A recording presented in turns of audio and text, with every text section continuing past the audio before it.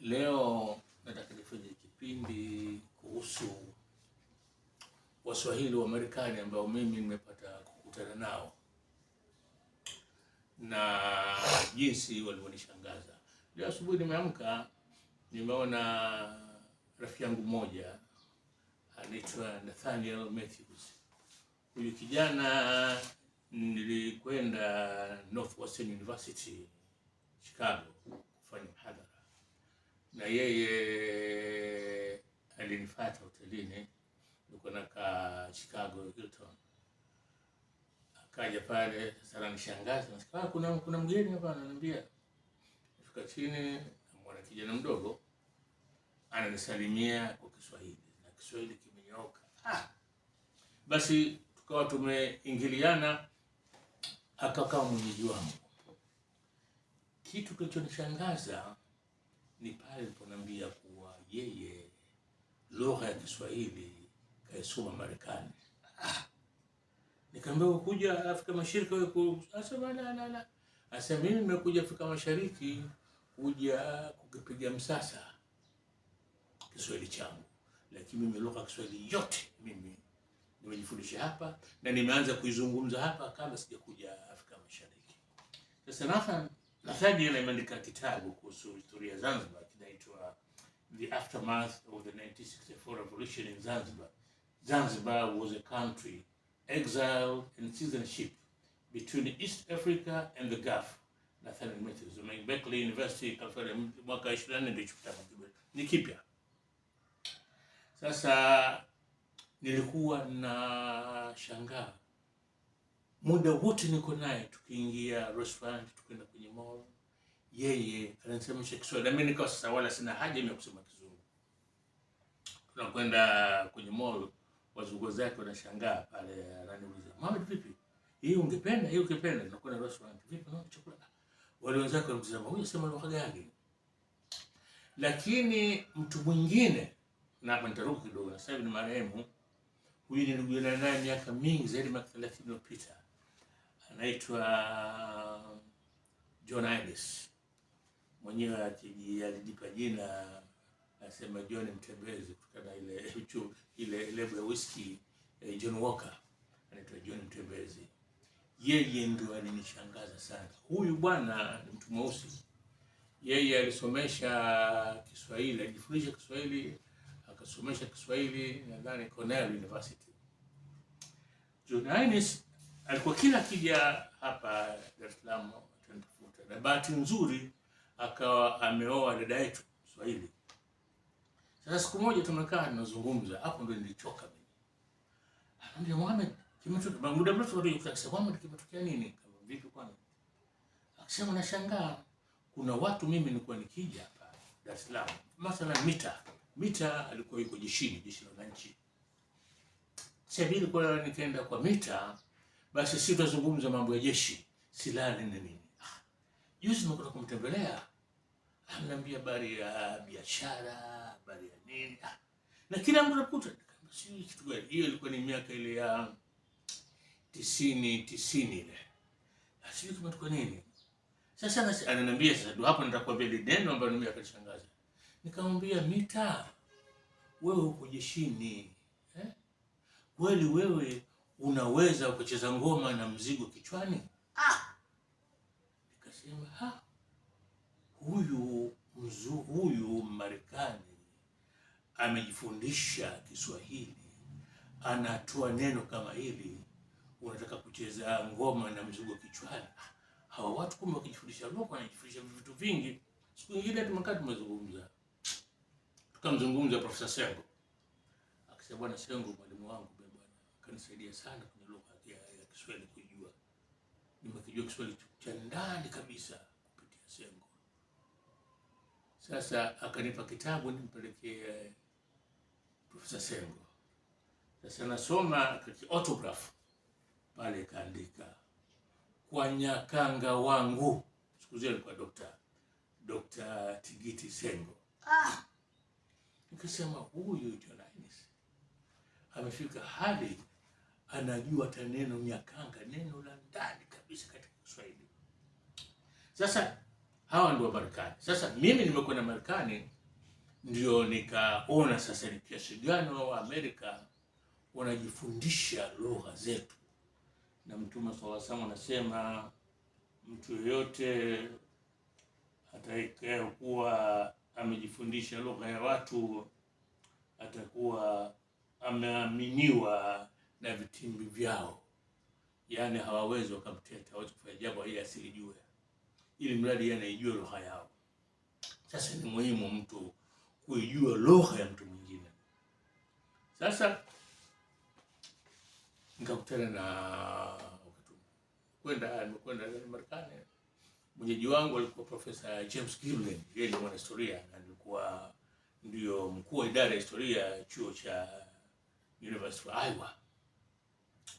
Anasema Kiswahili na vile vile kwa dada yetu kutoka Iringa. Alisema Kiswahili unashangaa. Sasa aliponipa mwaliko kwenda chuoni kwake, nimekwenda consulate, balozi pale, mpaka na matatizo ya mimi kupata visa kwa sababu ya nchi ambazo nilikuwa mimi nimefika. Nimekwenda Nigeria, nimekwenda Iran na Marekani, ndio wakati wote mambo yamewaka moto ya ugaidi haya. Wakaniambia, bwana wewe lugha yako needs further consideration. Kwa hiyo nikaondoka kabla mimi sipati hivi. Sasa just give me professor kaja hapa Dar es Salaam. Mimi niko Tanga. Kanipigia simu. Mohamed, kanipigia simu kabla, nikamwambia bwana mimi nimekwenda Marekani kuchukua visa, kinaona basi nahitaji kutazama zaidi. Akasema mimi jana nilikuwa ananipa kwa Kiswahili. Akasema mimi jana nilikuwa balozoni pale. Akasema Amerika nini? Msikiliza. Kuna Kiswahili kitu wapi? Wanaambia we don't deal with third parties. Mimi nimeshangaa hawa watu wana nini lakini. Sasa mimi nashangaa ile lafidhi, ule msemo wa Kikariakoo. Lakini kubwa zaidi lilikuja kunishangaza.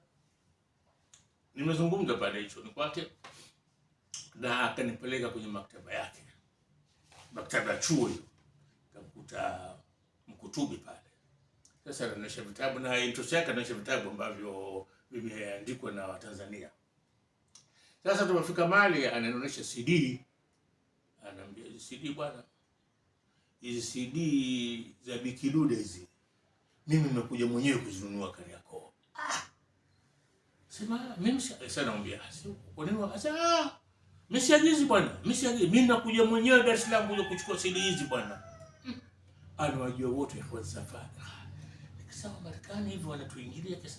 Nakuta watu pale wanakisema Kikosa, wanasema Kizulu, Lingala. Nikisema Marekani ndio maana wanafanikiwa katika mambo mengi kwa sababu kwa hakika wanatujua. Lakini sasa nilipokwenda kufanya mhadhara na Northwestern University, kidogo nilikuwa na hofu, chuo kikubwa. Nazungumza na wataalamu na kisa kingine, manake ile mwalimu wangu Northwestern University ulitokana na ubishi ambao tulikuwa hatujaumaliza na pale University of Iowa kuhusu takwimu za Waislamu katika Tanzania. Hichi ni kisa kingine pale kitu kingine. Sasa nimefika pale, wangu na dunda. Nangojea, ulikuwa ukumbi wa Eduardo Montreal. Niko na hapa kama nataka kimya mimi nikisimama kuzungumza nitapata shida. Ngoja hebu ni Waingereza wasema break the ice. Nizungumze kitu hapa, labda nikizungumza nitajitoa hofu, nikisimama nitazungumza vizuri. Sasa naambia kwa Kiingereza, "You Americans, the only place you could keep me is the Hilton Hotel." Nasema hivi huku na chekacheka, najichekesha manake. Basi nisikia nyuma kule mtu ananijibu, "Sikiliza bwana Mohamed bwana, wewe mtu mkubwa bwana, sisi tukuweke wapi bwana kama tukuweke Hilton?" Subhanallah. Hawa Marekani hawa wamefikia hali hii na kisikia Kiswahili cha Kariakoo hapa Chicago. Tena wala hanijui, yuko nyuma kule kwenye audience akaniambia, "Wewe Mohamed bwana, Mohamed wewe mtu mkubwa bwana, wewe ukija hapa sisi tukuwepo kama tukuweka Hilton bwana." Sasa kuna mwingine huyu naye vile vile, huyu ni rafiki yangu anaitwa Jonathan Brennan. Brennan namchanganya na Jonathan Glassman. Huyu ni James Brennan.